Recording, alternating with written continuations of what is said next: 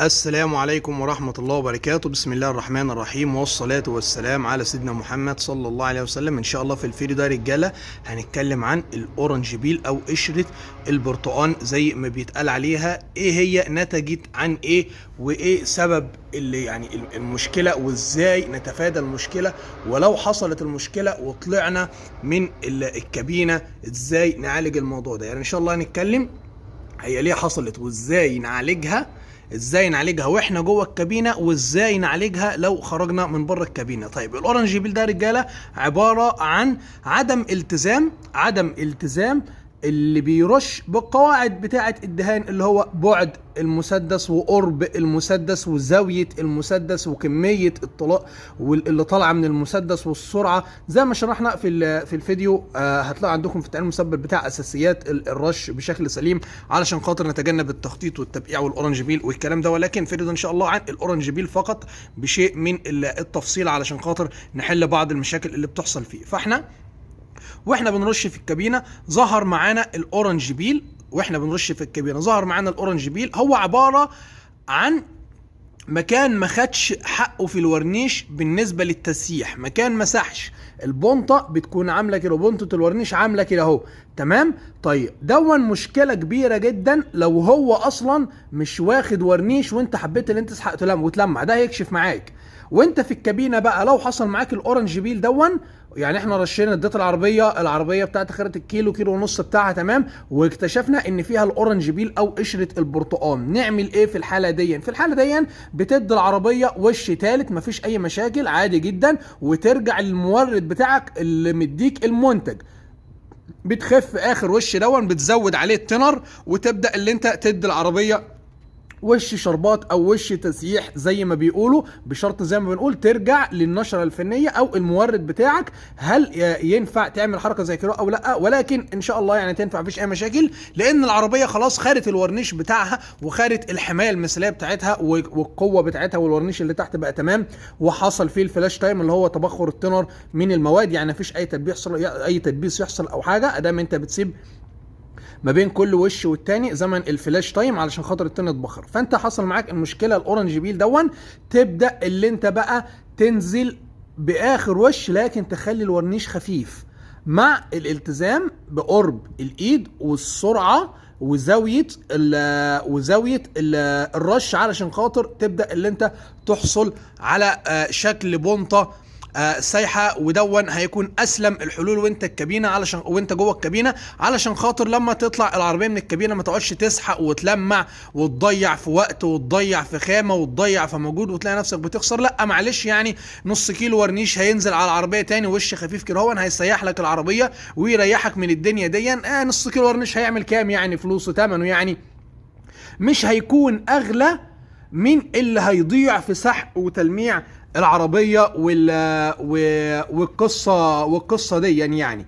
طيب احنا حصل معانا الاورنج بيل وما عرفناش القصه بتاعت اللي احنا ندي العربيه وش اخير علشان خاطر نسيحها بصنفره. تبدا بقى بصنفره 2000 او 2500 رطبه بالميه كده هون. الويت تبدا اللي انت تسحق في الاورنج بيل بالميه، وتبدا اللي انت تحصل على سطح مستوي تماما، وتبدا اللي انت بعد كده هو تلمع بكومباون ناعم. بلاش اللي احنا نصنفر بصنفره 1500 و1200 وبعد كده نرجع نلمع بكومباون خشن وبعد كده كومباون انعم وبعد كده بولش. لا، انت لو صنفره 2000 هتلمع بعد منها كومباون ناعم وخلاص، اللي هو 2 في 1. وممكن لو صنفره 2500 وبولش محترم تلمع خلاص، ما فيش اي حاجه. اهم حاجه العربيه يتسخن عليها كويس، تاخد درجه حراره كويسه عشان خاطر الورنيش يصلب ويستحمل معاك السحق والتلميع وما يعلمش. ان العربيه لو باتت في الكابينه وجت تاني يوم ممكن تيجي تسحق وتلمع يظهر معاك مشاكل،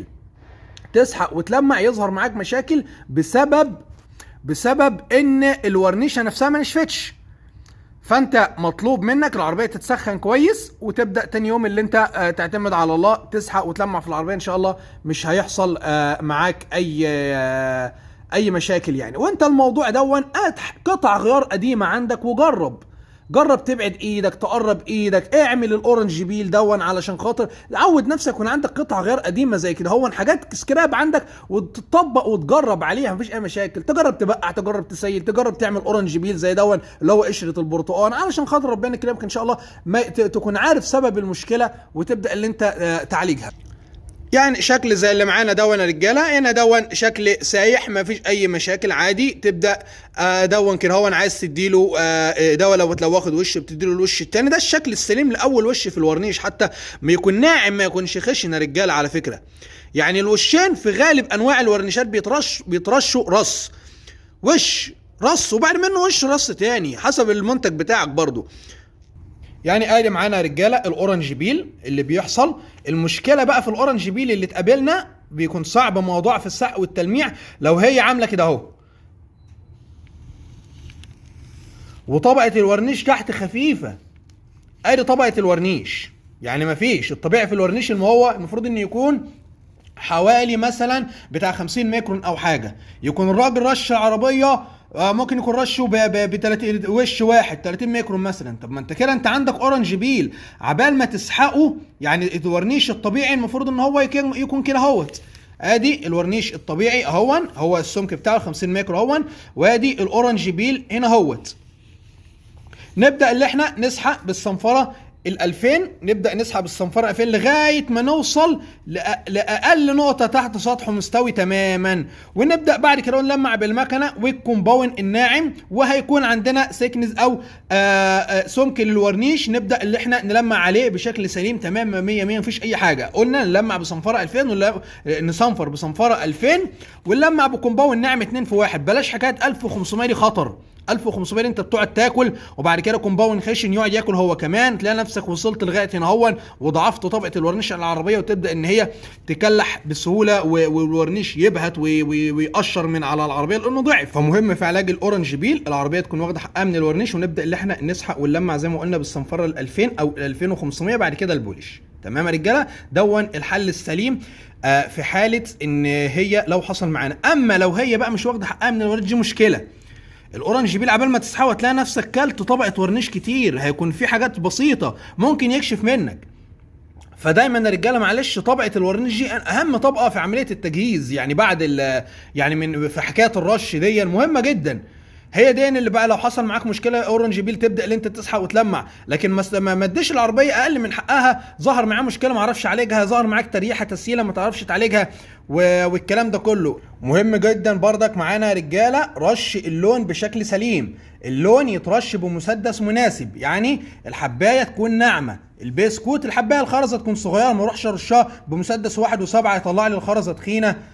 اجي بعد كده هو اسيح حتى الورنيش واسحق ولما الاقي فيه بردك اورنج بيل باين لي، هو مش اورنج بيل في الورنيش بقى سايح، ولكن حبيبات البويه بدل ما هي صغيره نازله صغيره وناعمه وزي الفل ومية مية، لا دي نازله هتكون نازله معانا تخينه، حبيبات البويه تخينه ومش راكبه على بعضها، مش مظبوطه بشكل سليم، حبايه فوق حبايه وحبايه على سنها وحبايه على جنبها، دون هيكون غلط. فمهم جدا الاهتمام بموضوع البسكوت اللون بردك، لان عليه عامل كبير في حكايه شكل الاورنج بيل. ممكن الملمس يكون معاك ناعم، شكل الورنيش ناعم، لكن في تقديره بويه من تحت هي اللي عامله لك التخانه وعامله لك المشكله دي.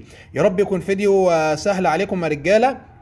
ولو في اي فكرة عندك اي معلومة عاوز تضيفها معانا، في حاجة مش عجباك، اي حاجة اعجب على الفيديو، لو عجبك عندك فكرة عاوز نتكلم عنها ماشي مع بعضينا ان شاء الله نتواصل. ما تنساش الدعاء لكل الناس اللي مجتهدة معانا على القناة، وما تنسانيش في الدعاء الله يخليك، وتدعي لامواتك وامواتنا وجميع اموات المسلمين. بفضل الله تم الموضوع، والسلام عليكم ورحمة الله وبركاته.